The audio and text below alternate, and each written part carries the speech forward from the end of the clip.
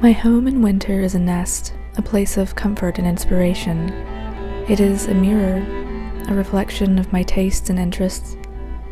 There's still a month of winter left here, but I can feel the signs of spring coming, so as the wheel turns, I have the natural inclination to refresh and redecorate this space.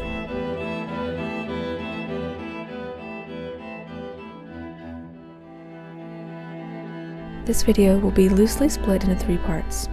Firstly, refreshing my room, then we'll be taking an exciting day trip into town to explore a few antique stores, and lastly, a sit-down chat to finish up. I'm hoping this video can serve as inspiration for adding character and whimsy to your home. So, let's get started. This is my sewing table that used to be over here. I've just replaced it with my desk because, as you can see, we have some beautiful sunlight coming in, but sitting at a desk and the sunlight coming right in my face, it wasn't very practical. And then I have my altar there so I can actually work in between the 2 spaces. But the space I want to focus on now is this nook in between the 2 tables. I'd love to create some sort of vignette here that accentuates the slim vertical of the remaining wall space that I have left and detract from the strange height and width of my windows. I recently thrifted this handmade cabinet, which works perfectly for storing my herbal crafts. It's very beautiful and unique. I'm also taking this opportunity to finally hang this piece of art. It's handmade lace mounted on linen, again thrifted, and the awkward long frame actually matches perfectly with the height of the window. So I'll be replacing my painted bird trio with this gorgeous lace panel, finally. So what follows, I do apologize in advance, is my very professional attempt at mounting it on my wall. You're welcome.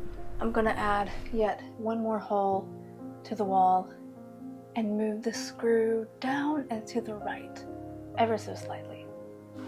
We'll see. It's pretty exciting to be able to hang this picture, though. It's such a weird frame.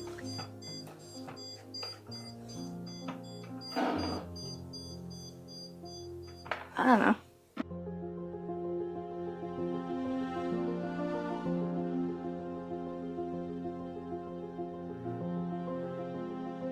Okay, it still looks like a huge mess. I love this little cabinet. It's just so awkward, but I've decided to center it in between the table and the altar table. And then this picture, I love that it's flush with the height of the window frame. I think that's beautiful. And now I'd like to focus on the windows themselves. I thrifted these floral valance curtains for about $3 each. I love the dark and moody Victorian style floral, which can work for any season, and also by adding a valance, I'll not only further the illusion of height in the space, but fill the odd naked gap between the lace panels that I already have.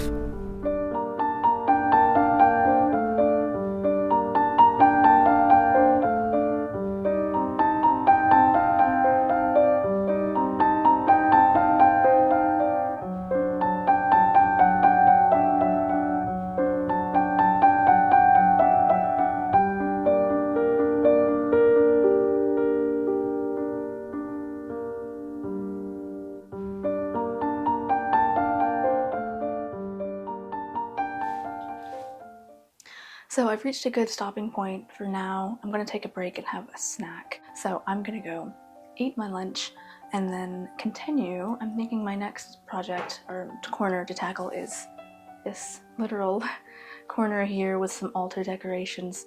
It's been a couple of months since I set that up, and I would like to cleanse, declutter, dust, and just reset that space. But so far I really love it, and it's just a lot of fun. So this shelf had a motley collection of items.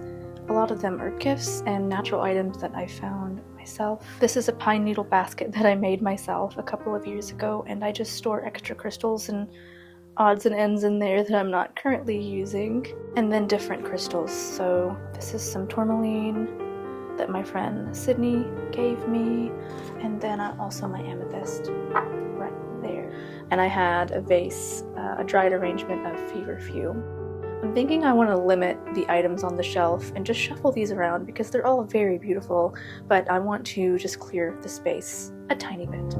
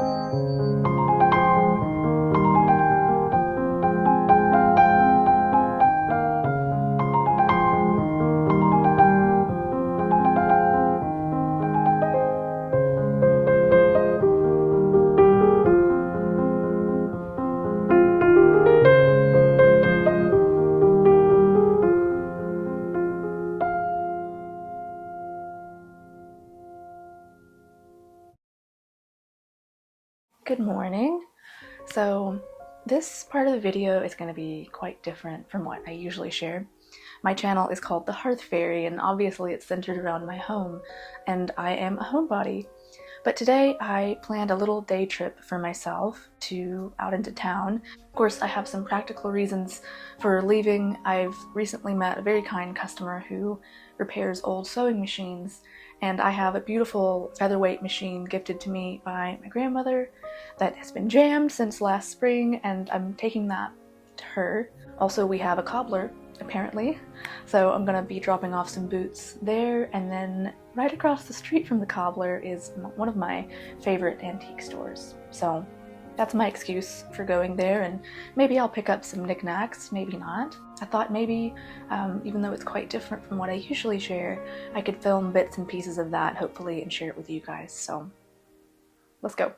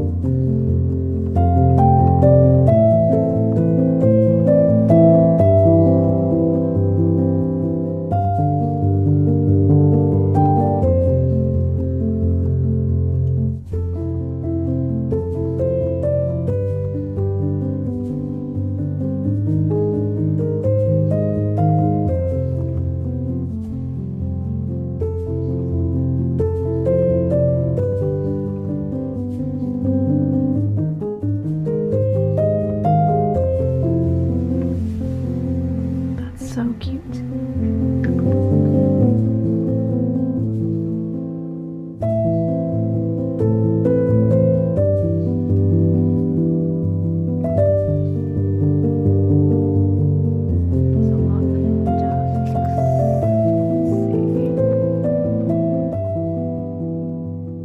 Okay, I'm just on my phone for this part, but I'm having a really good day so far. I was feeling nervous about coming out and especially filming in public spaces, but I was able to get some beautiful shots of this little antique store, and I will unpack and show you everything that I got. But now I'm gonna go to the cobbler and then the other antique store just across the street from there. Also, I got some beautiful fresh eggs, and I'm so excited. I've always wanted chickens, but in this case I will enjoy other people's chickens. I don't know.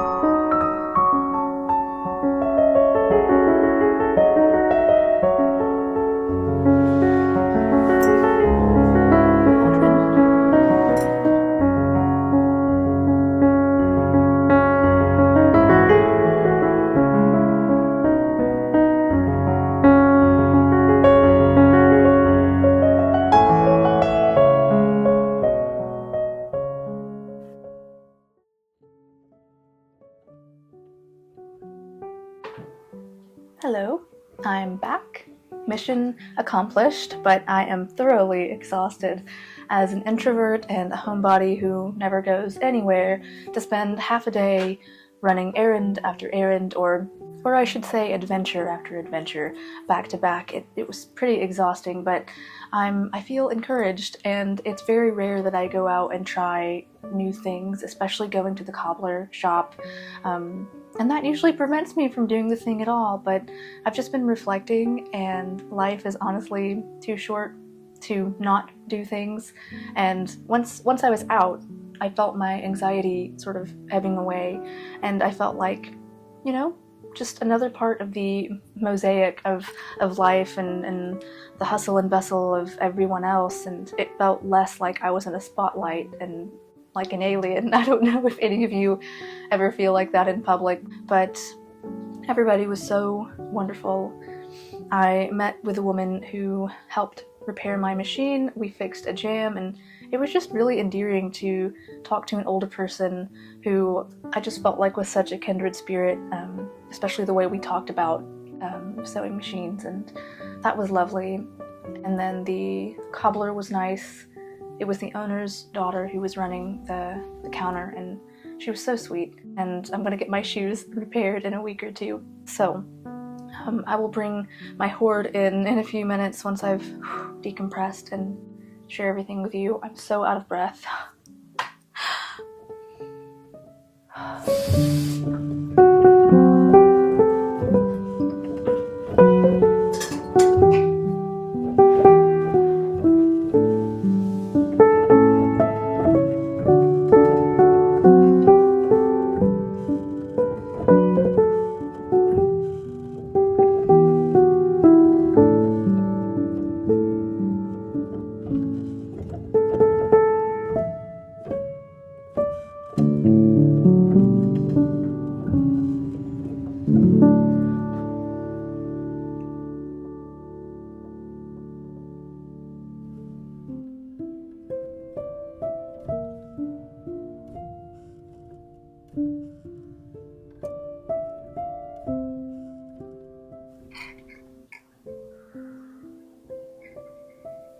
So today's video was quite a departure from my usual content.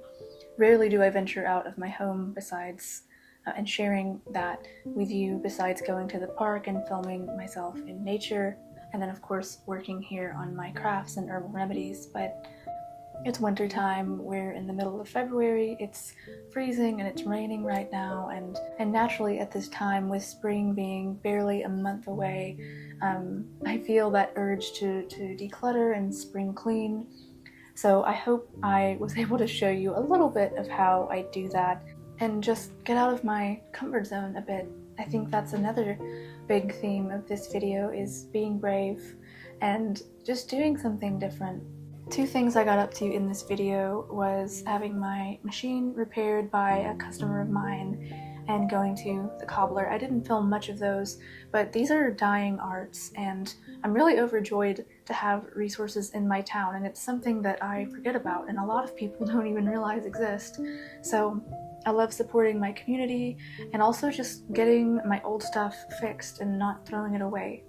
I did bring home a few treasures that I promised to show you yesterday. I was just too exhausted to sit down and film, but if you haven't guessed, I've already featured them in this scene, but I will go ahead and share with you this handmade ceramic mug. I work in a thrift store, so I see 1,000 mugs and cups every day, but this one was really special. I love blue florals. They feel so calming and mystic, and again, it's handmade, and I love knowing that somebody put a little bit of their soul into this. God, I sound like Voldemort. And then my second item that I picked up was this gorgeous stoneware candle holder, and it's hand painted with this gorgeous lapis lazuli shade. And anything florals, anything candles, it's just me written all over it. So those were my main items, and oh, I forgot I'm wearing one more piece that I picked up. Can you see how beautiful and reflective this locket is? I found it in the first shop that I went to, and this is a gold-filled locket with a shell, mother of pearl type facing, and it's just really beautiful. In fact, it kind of reminds me of a full moon. It's a quilt top. Occasionally in old antique stores and thrift shops you can find quilt tops that nobody ever finished. I have quite a collection of these that I have given as gifts. I do intend on finishing some someday, but being a lover of sewing and dressmaking, I will probably make a fun, eccentric dress out of this, or a coat. So many options. So I will probably be cutting this one up because it was only $10, and you know, there's only so many quilts you can layer up in. If I've offended you, I'm so sorry. I think decorating your home should be an art, and I think that in a way, objects, especially old handmade objects, they have character and soul, and I'm careful about what I bring in here, and I want to surround myself with pieces that inspire me. So I've added a couple of those to my collection, and I'm really thrilled. So once more, I know that this was quite a different video from what I usually share, but again, it's important to get out of your comfort zone a little bit, and I'm hoping you guys will let me know what you thought of it. And if anything, I hope that this could inspire you in how you redecorate your space. Wherever you are, I hope you have a lovely week ahead, and I will talk to you soon. Bye.